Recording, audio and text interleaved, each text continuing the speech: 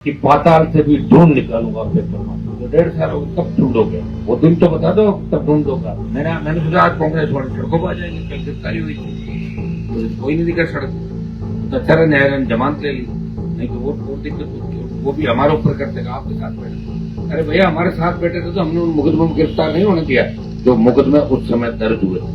पहले के मामले में गिरफ्तारी के तो कमिश्नर को मैंने कहा कि कमिश्नर साहब अगर दुश्मनी से किसी पुलिस अधिकारी ने हाथ भी लगा लिया निर्मल को, कोई बात तो अंजाम ठीक नहीं होगा, इस बात का ध्यान। अहमदाबाद का विमान हादसा, उसके बाद लगातार प्रधानमंत्री का बाहर रहना, कोशिश हम दोबारा कर रहे हैं आजकल में कि समय मिल जाए तो डेलीगेशन जिसके अंदर 9 लोग आप हो।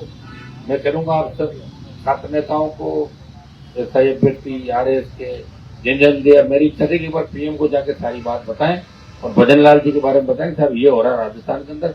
और प्रधानमंत्री जी आपने भाषण दिए थे लंबे लंबे कि पाताल से भी ढूंढ निकालूंगा पेपर माफिया। जो 1.5 साल हो कब ढूंढोगे? वो दिन तो बता दो तब ढूंढोगा। मन की बात में भी आप कई तरह की बातें करते हैं। प्रधानमंत्री जी अब वो समय आ गया, हिंदुस्तान की जनता आपसे जवाब मांग रही है।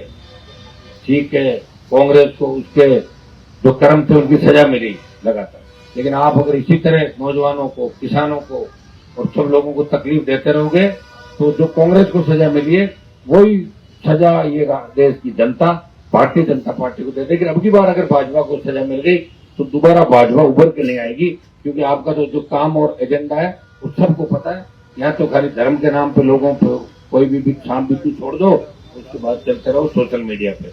और क्योंकि कांग्रेस कमजोर है, दमदार नहीं है, और कांग्रेस के लोग कौन सी दुनिया के अंदर जी रहे हैं। मुझे लग रहा है कि कांग्रेस के नेताओं का एक ही काम है, सोनिया गांधी, राहुल गांधी, प्रियंका गांधी के फेरी लगाना चारों तरफ, उनके आगे नंबर बनाना और जनता जाए बाढ़ में। 1.5 साल से एक आंदोलन कांग्रेस पार्टी ने राजस्थान में नहीं किया। और तो और मैंने सोचा आज कांग्रेस वाले सड़कों पर आ जाएंगे, कल गिरफ्तारी हुई थी मुझे तो कोई नहीं दिखा सड़क पर। तो अच्छा रहा न्यायालय ने जमानत ले ली, नहीं तो और दिक्कत होती। वो भी हमारे ऊपर करते आपके साथ बैठे। अरे भैया हमारे साथ बैठे थे तो हमने उन मुकदमों में गिरफ्तार नहीं होने दिया जो मुकदमे उस समय दर्ज हुए। पहले के मामले में गिरफ्तारी के तो कमिश्नर को मैंने कहा कि कमिश्नर साहब अगर दुश्मनी से किसी पुलिस अधिकारी ने हाथ भी लगा लिया निर्मल पर, कोई बात तो अंजाम ठीक नहीं होगा, इस बात का ध्यान रखें। तो सही सलामत हम जो आप लोग चाह रहे थे कल फ्री करा दिया। और इन मुकदमों में भी जो कमिटमेंट हमारे थे उससे हम लोग आज भी हैं। हम कांग्रेस की तरह नहीं है, कांग्रेस तो वो पार्टी है। लोकसभा चुनाव के अंदर मेरे घर पे दरवाजे भागे थे सारे, बोले अलायंस करो, कैसे करें, ये करें वो करें। मैंने कहा दे दो, आप तो हार रहे हो सारी सीटें, 3-4 मुझे दे दो, बोले दे देंगे। तो सारे पीठ में छोरा घोंप के और मेरे वाला कैंडिडेट बाढ़ में रोल लेके भाग गए तीनों चारों।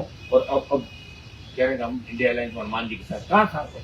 तुमने तो उपचुनाव के अंदर अपने कैंडिडेट खड़े किए और भजन लाल जी के घर पर बैठ के कांग्रेस के नेताओं की बात हुई और उन्होंने कहा साहब हमारे तो ईडी सीबीआई के मामले में 1-2 लोगों की मदद कर देना, सीटें तो सारी आप जीत जाओ उपचुनाव के अंदर, चाहे हमारी जमानत जब्त करा दो। हम कांग्रेस को गिरवी रखने के लिए घूम रहे हैं कई दिनों से, कोई गिरवी ले नहीं रहा। तो आपको धन्यवाद भजन लाल जी ने वही काम किया। कहा तो 11 लेके आए और कहा उन्होंने 4 पे जमानत जब्त करा ली अपनी। ये कांग्रेस है।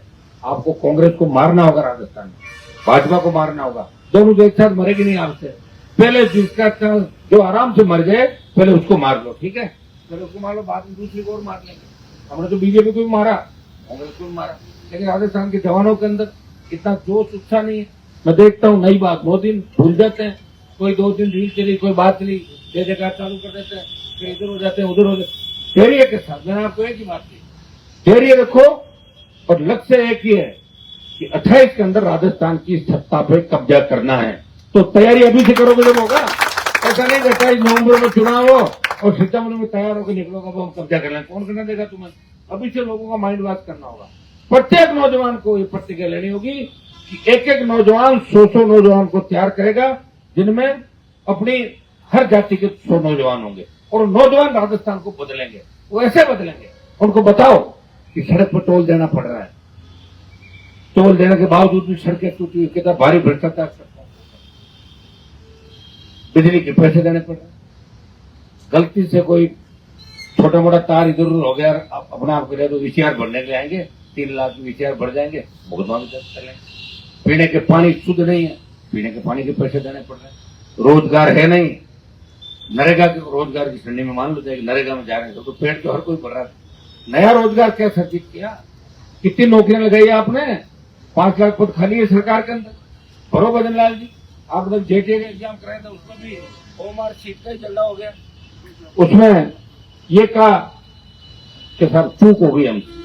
अरे चूक तो हो गई, लेकिन तुम कबाड़ा कितना बड़ा करोगे, ये लोग तो स्वयं विवश गिरोह वाले लोग हैं, वो अंदर घुस गए सीएमओ के अंदर दूसरे मार्फत, कोई जाति के नेट पे, कोई दूसरे नेट पे, और लुटेरे बैठे मुख्यमंत्री आवास और मुख्यमंत्री ऑफिस के चारों तरफ, अगर कोई दिखे उसकी जेब काट ले।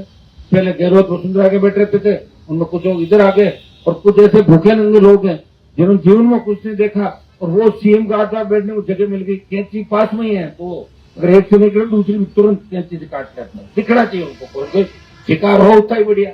एक आदमी को मैंने कहा तुम सड़क क्यों सीएम को लेके डूब रहे हो, और दोबारा चांस थोड़े आएगा डूबोना का, तो लेके डूबोगे, सही है, कर देंगे इनका काम, भजनलाल जी को वही काम दे देंगे तो इनका काम पहले गलती से हो गया सारा, तो बुजुर्गों की तपस्या होगी, ये सीएम बन गए, दुर्भाग्य राजस्थान ऐसे व्यक्ति को मुख्यमंत्री कुर्सी पर बिठा दिया जिनको कोई अनुभव नहीं, कोई निर्णय नहीं ले सकते। नीचे के लोग क्या कर रहे हैं, सारे रिश्तेदारों को बिजनेस में लगा दिया, किसी का तुम जमीन ढूंढो जयपुर में, किसी का राजस्थान में जमीन ढूंढो, सस्ती कहाँ है, विवादित जमीनें कहाँ है, उनका सौदा करके सेटलमेंट करो। अरे तुम्हें ये धंधा करना क्या, तुम व्यापारी बन जाओ, राजनीति में क्यों बैठे हो, क्यों बर्बाद करो इस राजस्थान को। क्या फर्क रहेगा कांग्रेस और भारतीय जनता पार्टी के साथ। कांग्रेस वालों ने लूटा राजस्थान को, और 1.5, 2, 3 साल से विदेश यात्राएं कर रहे हैं, माल को पचा रहे हैं, 5 साल तक माल पचाएंगे, 4 साल बाद 5 साल आपको बीच आ जाएंगे, उनके संगठन है, उनकी व्यवस्था है, और आप भूल जाओगे उस बात को। बीजेपी को हराना है, कांग्रेस को लाना है, कांग्रेस को हराना है, भाजपा को लाना है, फिर हम क्या करेंगे।